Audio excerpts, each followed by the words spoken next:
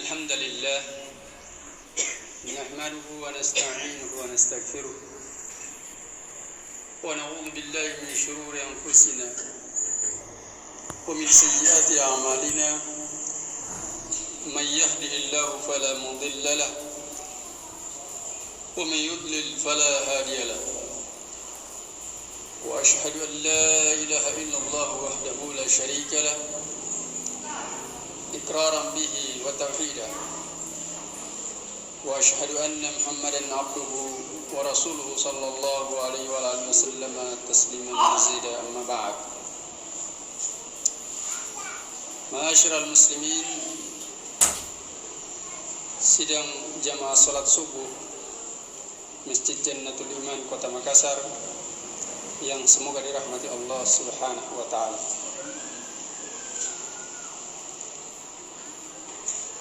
Imam Al-Bukhari dan Imam Muslim meriwayatkan satu hadis dalam Sahih Al-Bukhari dan Sahih Muslim yang bersumber dari Sa'id ibn Musayyab dari bapaknya yaitu Al-Musayyab radhiyallahu taala anhu. Beliau berkata, "Lamma hadarat Aba Talib al-wafat." Tatkala telah datang tanda-tanda kematian dari Abu Talib, ja'ahu ar-Rasul sallallahu alaihi wasallam.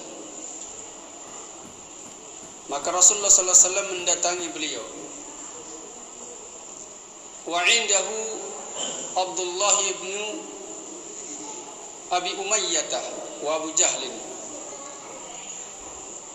Dan di sisi Abu Talib ada Abdullah ibn Abi Umayyah dan juga Abu Jahl,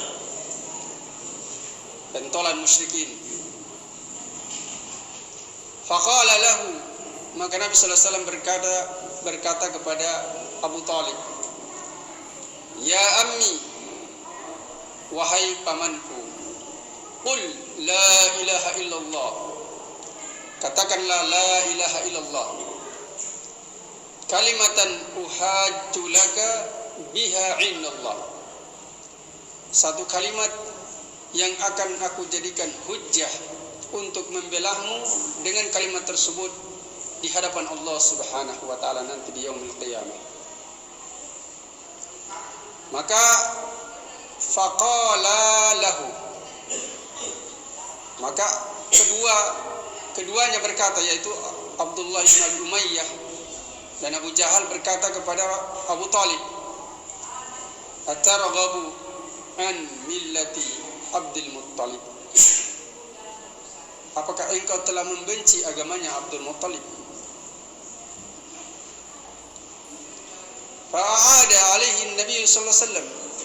Maka Nabi pun mengulangi lagi, menuntun beliau untuk mengucapkan la ilaha illallah. Setelah Nabi ulang lagi untuk supaya dia mengucapkan la ilaha illallah, maka fa'ada Abu Jahal dan Abdullah bin Abi Umayyah kembali lagi mengulangi perkataan mereka.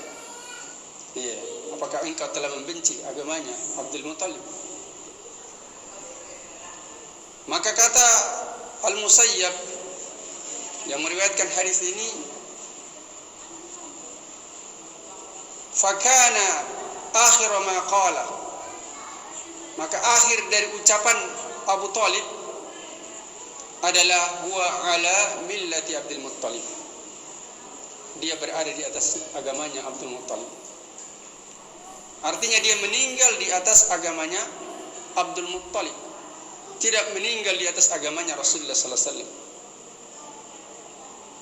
Maka faqala Nabi sallallahu alaihi wasallam, maka Nabi sallallahu alaihi wasallam pun berkata, "La astaghfiranna lak." Sungguh aku akan memintakan ampun kepada Allah untukmu. Ma lam unha anka. Selama aku tidak dilarang untuk memintakan ampun kepadamu. Fa anzalallahu, maka Allah Subhanahu wa taala menurunkan ayat, ma kana lin nabi wal ladzina amanu ay yastaghfiru lil musyrikin. Tidak pantas bagi seorang nabi dan juga orang-orang yang beriman untuk memintakan ampun bagi orang-orang musyrik, walau kanu ulil kurba, walaupun orang musyrik tersebut adalah karib kerabat mereka, keluarga terdekat mereka. Tidak pantas seorang nabi mintakan ampun kepada orang-orang musyrik, dan juga orang-orang beriman tidak pantas melakukan hal itu. Min ba'di ma tabayyana lahum annahum ashabul jahim, setelah jelas bagi mereka bahwasanya mereka adalah penduduk api neraka. Fa anzalallahu fi Abi Talibin, maka Allah Subhanahu wa taala pun menurunkan ayat tentang Abu Talib. Allah berfirman, innaka la tahdi man ahbabta walakinallaha yahdi man yasha wa huwa a'lamu bil muhtadin. Sesungguhnya Allah Subhanahu wa taala, sesungguhnya engkau wahai Muhammad tidak akan mampu memberikan hidayah kepada orang yang engkau cintai sekalipun. Akan tetapi Allah lah yang memberikan hidayah kepada siapa yang Dia kehendaki, dan Dia Maha mengetahui siapa orang-orang yang berhak untuk mendapatkan hidayah. Jamaah sekalian yang semoga dirahmati Allah Subhanahu wa taala, kandungan yang sangat besar dan sangat banyak dan sangat luas yang terdapat di dalam hadis yang mulia ini. Hadis yang sahih yang tidak diragukan lagi kesahihannya, karena diriwayatkan oleh Imam Al-Bukhari dan Imam Muslim dalam kitab Sahih Al-Bukhari dan Sahih Muslim. Di antara kandungan faedah yang bisa kita petik adalah yang pertama, jawazu ziyaratil maridi al-musyriki idza kana yurja islamuhu. Bolehnya seseorang itu menjenguk orang yang sakit dari orang musyrik. Orang musyrik yang sakit boleh dijenguk. Iya, dia lagi sakit. Idza kana yurja islamuhu, jika dia diharapkan untuk bisa masuk Islam. Iya, kalau memang sudah tidak bisa diharapkan, apalagi dia adalah orang musyrik yang memerangi kaum muslimin, itu tidak boleh. Tapi ini Abu Talib, dia adalah bukan termasuk dari orang-orang kafir yang memusuhi Islam, yang memerangi Islam, yang mengusir kaum muslimin dari negeri mereka. Dia tidak termasuk dari golongan mereka, walaupun dia juga kafir. Justru dia membela Nabi sallallahu alaihi wasallam, membela para sahabat, membela Islam, tapi dia tidak masuk Islam. Dia mati dalam kekafiran. Kemudian yang kedua, faedah yang kedua yang bisa diambil adalah anna man qala la ilaha illallah 'inda al-mauti u'tubira bidh-dhahiri musliman walau lam ya'mal. Bahwasanya seseorang, barang siapa yang berkata la ilaha illallah, ya, menjelang kematiannya dia mengucapkan la ilaha illallah, maka dia dianggap sebagai seorang muslim secara zahir yang nampak darinya. Adapun hatinya diserahkan kepada Allah Subhanahu wa taala, walaupun dia belum sempat melakukan amalan soleh. Ya. Hadis ini diambil faidah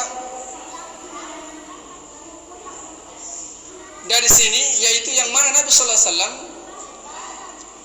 berusaha untuk menuntun, mentalqin dengan kalimat la ilaha illallah kepada Abu Talib, yang mana dia kalau meninggal dalam keadaan mengucapkan la ilaha illallah, ini yang akan Nabi jadikan hujjah di hadapan Allah untuk membela dia, untuk memberikan syafaat kepadanya, dimasukkan ke dalam surga. Kemudian dalam hadis yang lain dikisahkan dalam kitab Sahih Al-Bukhari bagaimana kisah yang panjang tentang seorang yang membunuh 100 jiwa. Iya, dia membunuh 100 jiwa, disebutkan dalam kitab Sahih Al-Bukhari. Ketika dia sudah membunuh 99 orang, Maka dia datang kepada seorang ahli ibadah. Dia meminta fatwa kepada seorang ahli ibadah yang dia tidak memiliki ilmu. Ini bahayanya orang kalau dia berbicara tanpa ilmu. Dia bertanya kepada ahlul ibadah ini, apakah masih ada taubat untukmu? Maka ahlul ibadah tersebut mengatakan, tidak ada lagi pintu taubat untukmu. Engkau tidak diampuni oleh Allah. Karena Allah itu adalah Maha penerima taubat. Iya. Maka kemudian orang tersebut membunuh ahlul ibadah tersebut. Maka genap 100 orang. Setelah itu dia lagi menyesal dan ingin bertaubat. Maka dia bertanya kepada orang-orang, kepada siapa saya akan mendatangi orang untuk saya bertanya. Maka ditunjukkan dia kepada orang yang berilmu, yang memahami syariat Allah Subhanahu wa taala. Maka dia bertanya, saya telah membunuh 100 jiwa. Apakah saya masih diampuni oleh Allah Subhanahu wa taala? Maka orang itu mengatakan, iya, siapa yang bisa menghalangi engkau? Atau yang semakna dengannya, siapa yang bisa menghalangi engkau untuk bertobat kepada Allah Subhanahu wa taala? Iya. Akan tetapi engkau setelah bertobat kepada Allah Subhanahu wa taala, engkau harus pindah ke satu tempat yang mana di sana orang-orang soleh berkumpul. Engkau tidak bisa berada di tempat yang sebelumnya karena di sana banyak orang-orang fajir yang selalu mengajak engkau kepada kejahatan. Maka orang tersebut berjalan menuju ke tempat yang dimaksud tersebut, yang diperintahkan oleh orang yang berilmu tersebut untuk dia datang ke sana bersama orang-orang soleh. Di tengah perjalanan dia pun meninggal. Di tengah perjalanan, maka turunlah 2 orang malaikat. Yang satunya adalah malaikat azab, yang satunya adalah malaikat rahmat. Iya. Malaikat rahmat mau mengambil ruhnya. Iya. Dilarang sama malaikat azab. Kenapa engkau mau mengambil ruhnya dia? Sementara dia belum sempat melakukan amalan soleh. Malaikat rahmat mengatakan, dia telah bertaubat kepada Allah Subhanahu wa taala. Saya yang berhak untuk ambil ruhnya dia, bukan kamu. Maka turunlah malaikat yang ketiga menjadi hakim di antara mereka berdua. Maka malaikat yang ketiga ini memberikan keputusan, ya, bahwasannya harus diukur jarak antara mayat ini dengan negeri yang dia tinggalkan, dan juga jarak antara mayat tersebut dengan negeri yang dia tuju. Kalau mayatnya dia lebih dekat kepada negeri yang dia tinggalkan, maka yang berhak untuk ambil ruhnya adalah malaikat azab. Berarti dia masuk neraka. Kalau ternyata lebih dekat kepada negeri yang dia tuju, berarti yang berhak untuk mengambil ruhnya dia adalah malaikat rahmat. Maka setelah diukur, cuma beda sedikit sekali. Ternyata lebih dekat kepada negeri yang dia tuju. Maka malaikat rahmat pun mengambil ruh orang tersebut. Dia masuk surga jemaah sekalian. Belum sempat melakukan amalan soleh. Iya. Jadi banyak hadis-hadis yang lain yang semakna dengan ini, yang menunjukkan bahwasanya seseorang yang dia telah mengucapkan la ilaha illallah, dia bertaubat kepada Allah Subhanahu wa taala dari seluruh dosa-dosanya, kemudian dia meninggal dan belum sempat melakukan amalan soleh, dia masuk surga. Jadi faedah yang ketiga. Kemudian faedah yang keempat, al-hirsu fi da'wati ila Allah Subhanahu wa taala wa sabru ala al-amri bil ma'ruf wa nahyi 'anil munkar. Yaitu harus punya semangat di dalam berdakwah di jalan Allah Subhanahu wa taala. Jadi seorang yang dia betul-betul mengharapkan surganya Allah Subhanahu wa taala, memiliki semangat untuk berdakwah di jalan Allah Subhanahu wa taala, mengajak manusia kepada jalan-jalan kebaikan. Iya. Mengajak manusia untuk senantiasa bertauhid kepada Allah, mengajak manusia agar supaya senantiasa berada di atas sunnah Nabi sallallahu alaihi wasallam, mengajak manusia kepada Allah Subhanahu wa taala, mengajak manusia kepada Quran dan sunnah, terus bersemangat.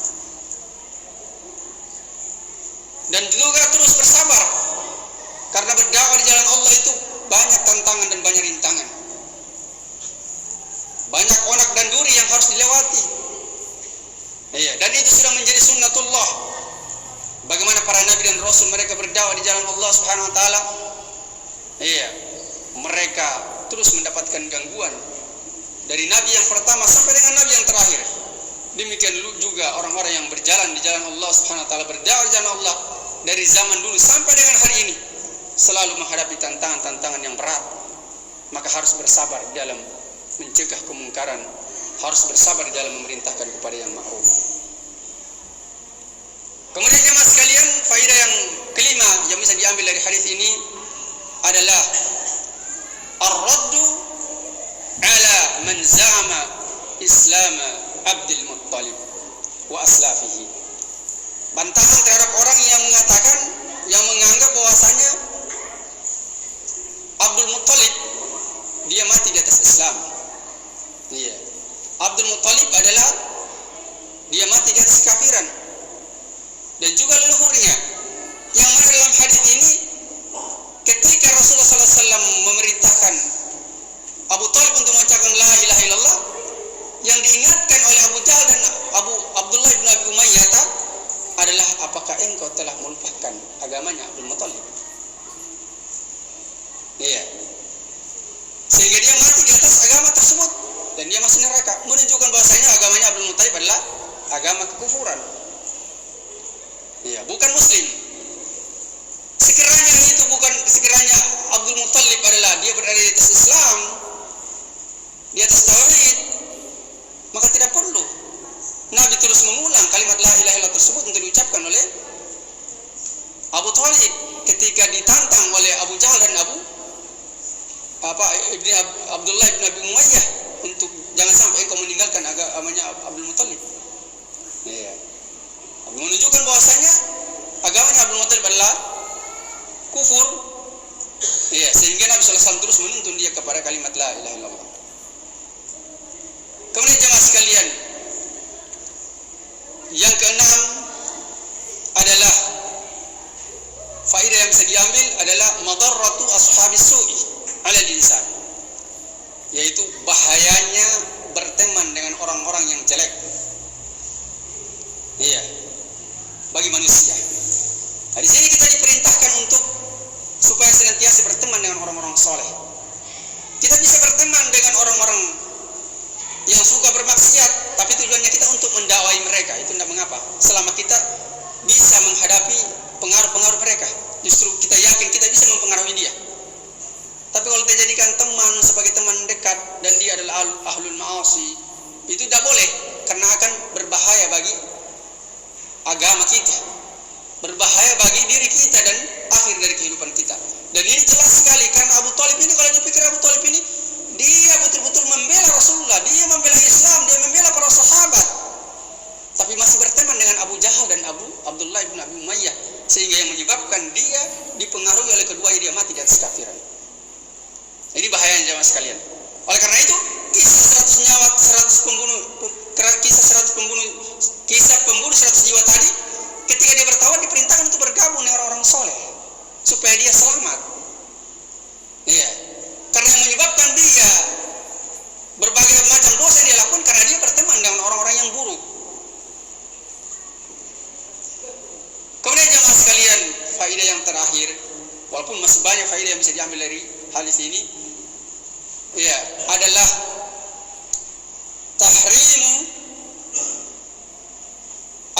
tahrimul istighfar lil musyrikin. Walau tahrimu al-istighfar lil musyrikin mahma kanat qarabatuhum wa amaluhum lil Islam. Jadi haramnya memintakan ampun untuk orang-orang musyrik, tidak boleh. Karena di sini Nabi SAW dilarang. Maka lin nabi walladzina amanu yastaghfiru lil musyrikin walau kanu ulil qurba. Tidak pantas bagi seorang mukmin, seorang nabi dan juga orang-orang beriman untuk memintakan ampun bagi orang-orang musyrik walaupun orang musyrik tersebut adalah karib kerabat mereka. Tidak boleh. Jadi di sini katakan tidak pantas ini adalah menunjukkan tentang pelarangan.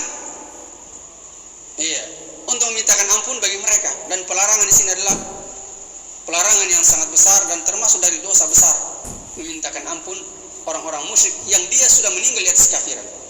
Tapi kalau dia masih hidup, kita minta kepada Allah agar supaya dia berikan hidayah, itu boleh. Tapi kalau sudah meninggal di atas kekufuran, tidak boleh dimintakan ampun. siapapun juga dia, termasuk orang tua kita.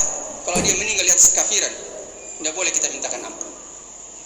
Ya, makanya di sini dikatakan faedah yang bisa diambil di sini adalah tahrimul istighfar lil musyrikina walau mahma kanat qarabatuhum, walaupun mereka itu adalah merupakan karib kerabat. Ya. Wa amaluhum bil Islam, dan juga mereka beramal untuk Islam. Ada amalan-amalan mereka lakukan. Di sini Abu Thalib betul-betul dia membela Islam. Dia lindungi Rasulullah, dia lindungi para sahabat dan lain sebagainya. Ya.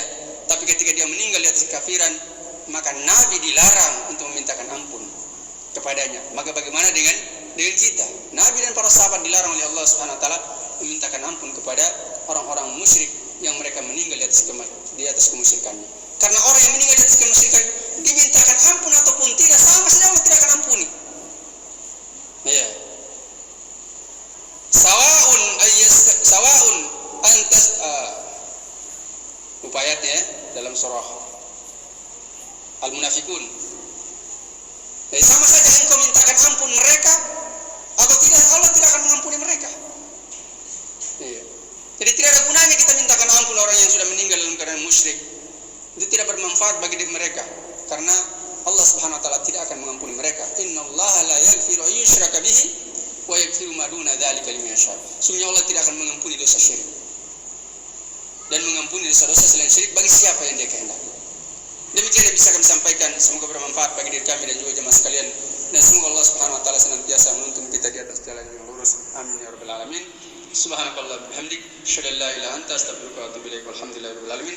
Assalamualaikum warahmatullahi wabarakatuh.